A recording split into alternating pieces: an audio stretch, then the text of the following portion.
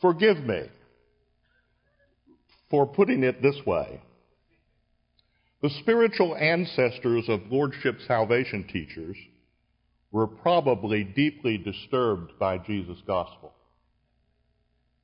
There's nothing new under the sun. So Jesus says, don't think that. And then he adds, and here I paraphrase, I intend to preside over the complete fulfillment of the law and the prophets in my kingdom. I intend to preside over the complete fulfillment of the law and the prophets in my kingdom. Jesus insists here on the full integrity of the law. And this reminds us of the Apostle Paul, who wrote, do we make void the law through faith? Certainly not. On the contrary, we establish the law. Romans 3:31. I will return to this very important point later in this paper. Part 3. The law enforced in depth. The law will be fulfilled in the millennial kingdom by the enforcement of every one of its commands, however small and seemingly unimportant. But that is not all. It will also be enforced in depth. That is to say, the enforcement will not just be in terms of the letter of the law. The law will be enforced in terms of its in-depth implications. Jesus superbly illustrates the in-depth enforcement of the law in Matthew 5:21-22. You have heard that it was said to those of old, you shall not murder. And whoever murders will be in danger of the judgment.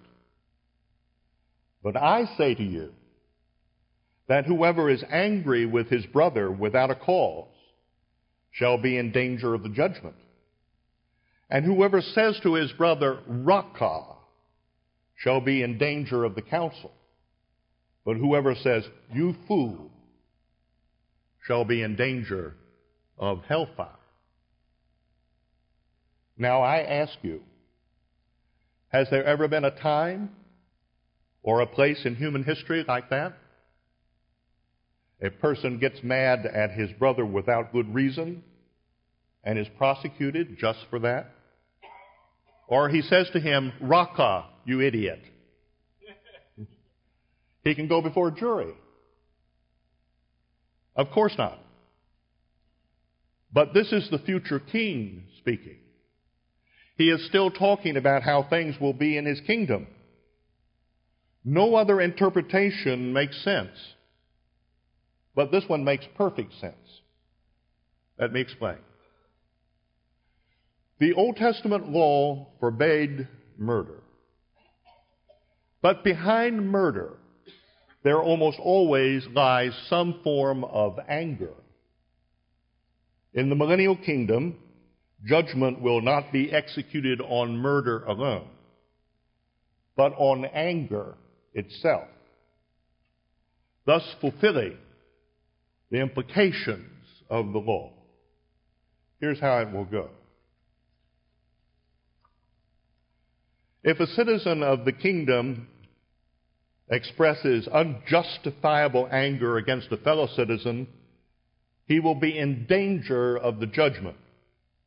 The words in danger of translate a Greek word enakos, and this word can be rendered answerable to.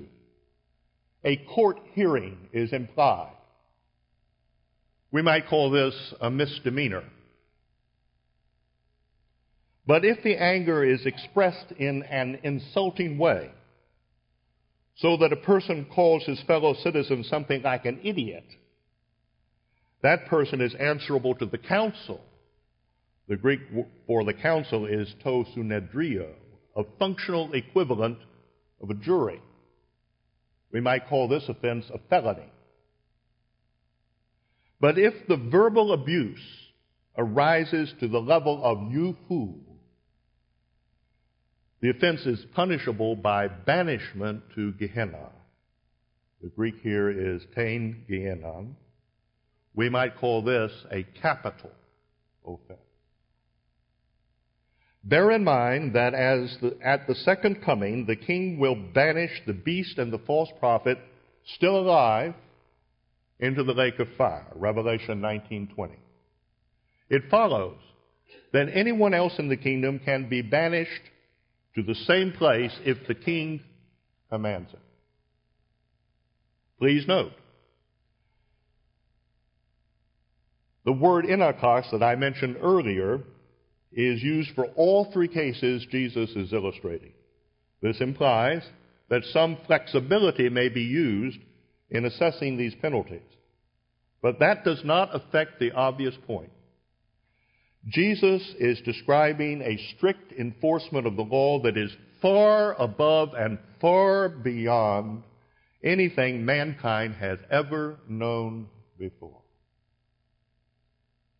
Needless to say, at least I hope it's needless to say, but needless to say, we are not talking here about glorified people in the kingdom.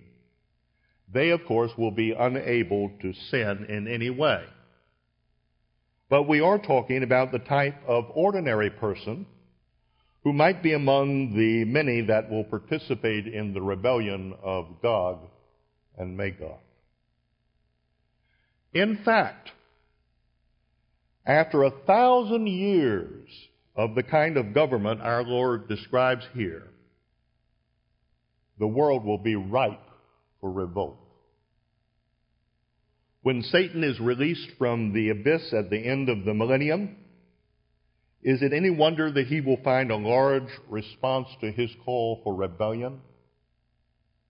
Millions of people will be only too ready to overthrow this unbearably strict king.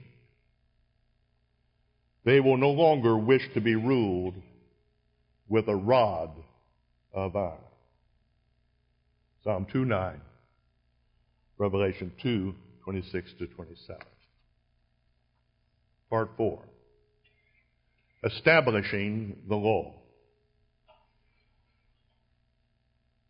The Apostle Paul thought that faith established the law, Romans 3:31, and so it does. To suggest that righteousness or eternal salvation can occur on anything less than a perfect fulfillment of the law is to subvert the unity, the integrity, and the seriousness of the law. But if no one can fulfill the whole law, righteousness must come by faith. Faith validates the integrity of the law. That is not just my opinion. It is clearly expressed by James when he writes in James 2:10, "For whoever shall keep the whole law and yet stumble in one point, he is guilty of all." Put it very simply, you are either a lawkeeper or a lawbreaker. You don't have to break every statute in the state of Texas to go to jail. Do you have any idea how many prisoners in Texas jails might say to you, "I just made one mistake"? So what? Just one mistake can be good for life in prison. If God's law is to have full integrity and be taken with full seriousness, we cannot say of even the smallest command, "Oh, well, that command doesn't matter very much." Oh, yes, it does. It is God's own command. And if a person in the kingdom of heaven ignores it and teaches others to do the same, he deserves to be relegated to the bottom of the societal ladder, just as Jesus says he will be. But if the kingdom honors the law down to its smallest requirement, then it follows that no ordinary righteousness can be adequate for entrance into the kingdom. In fact, that is what Jesus affirms in the very passage we have been considering. For after insisting on the point I've been talking about, Jesus goes on in Matthew 5:20 to say, "For I say to you, that unless your righteousness exceeds the righteousness of the scribes and Pharisees, you will by no means enter the kingdom of heaven."